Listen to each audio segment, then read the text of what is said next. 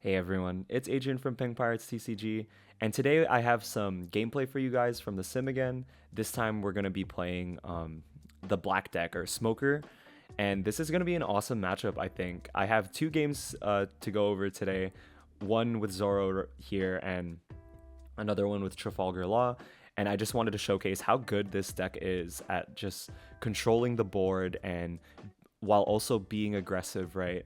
Because you could swing with 7k each turn. You're going to see that a lot with the Law game because, they have a lot of the one costs hanging out, but this game is also really good because red is going to be a powerhouse of a deck, and I actually don't think black has too bad of a matchup against it if you draw into the right things like Kobe and impact wave. So I think it's manageable, right? It's not an instant lose matchup. So I start off, I just play the Helmeppo, and he's going to swing 5k rush Zoro at me, and then he's going to swing 5k with his face.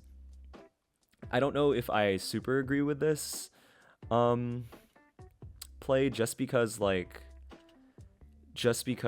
usually I like to wait until I have like a full board with Zoro or like close to a full board, and then that's when I start using my rush Zoros, just because they're gonna have to allocate like Dawn to deal with them, and then my chumpy stuff usually lives. But this is okay with me, honestly.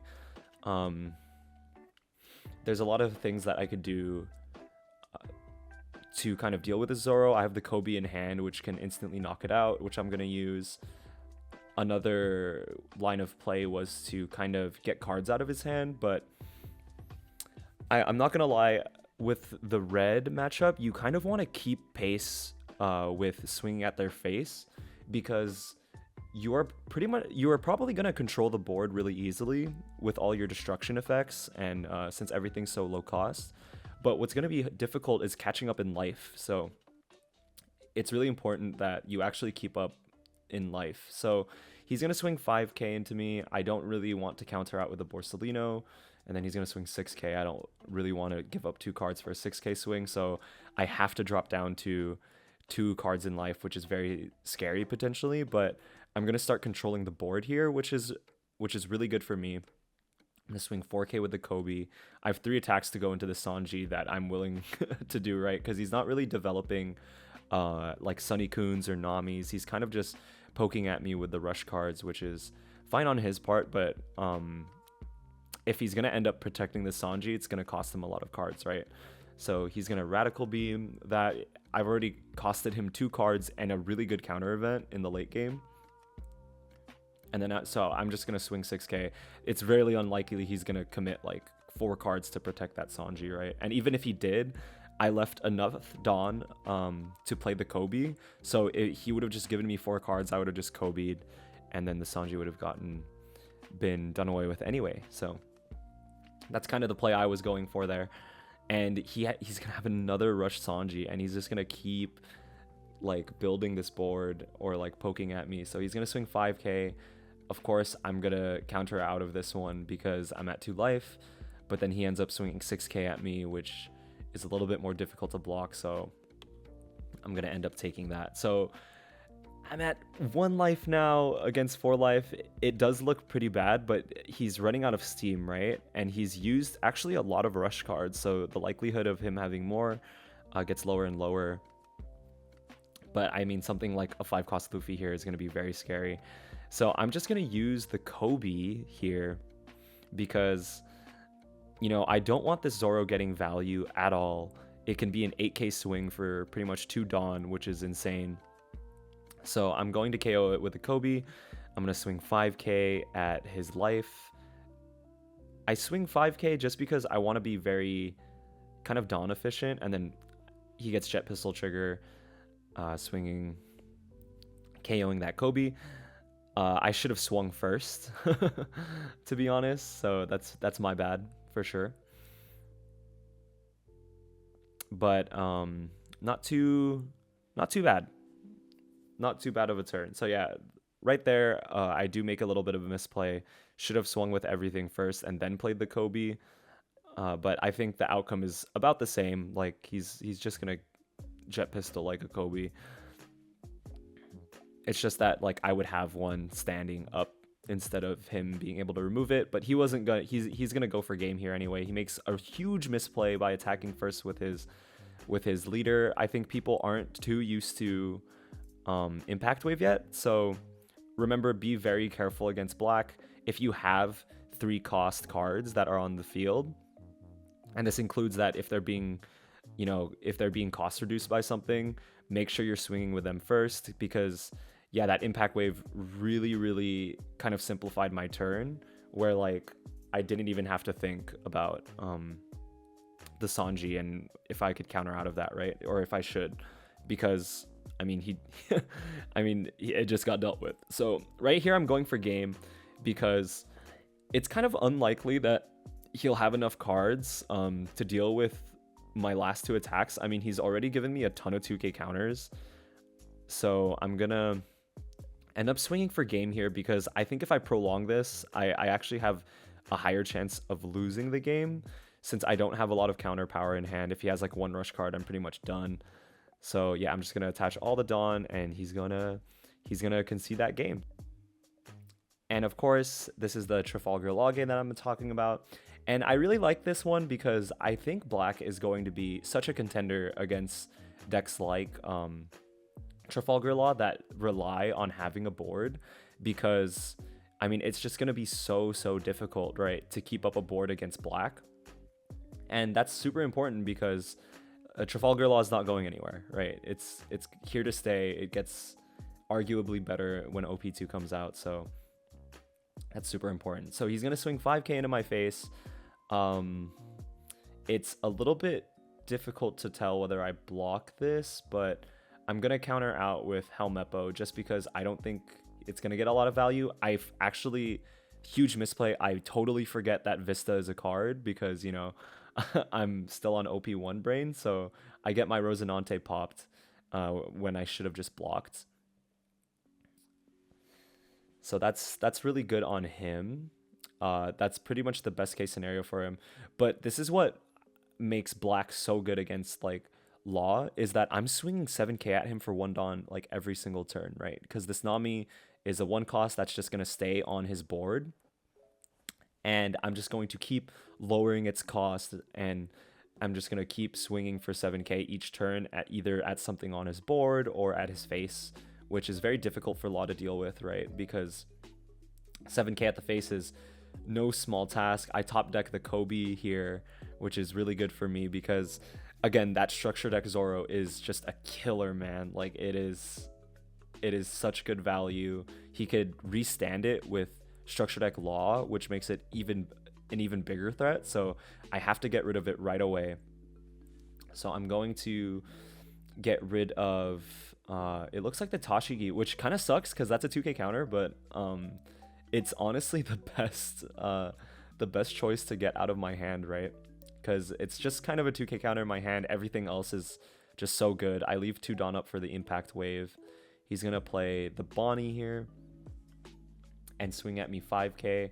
Here I'm like, should I block or should I counter with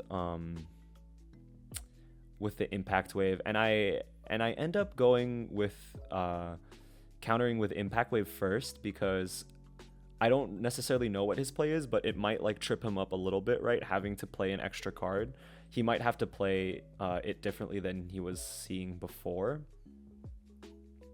But looking at this play, like, yeah, so he's not even gonna, he doesn't even swing with like the Makino.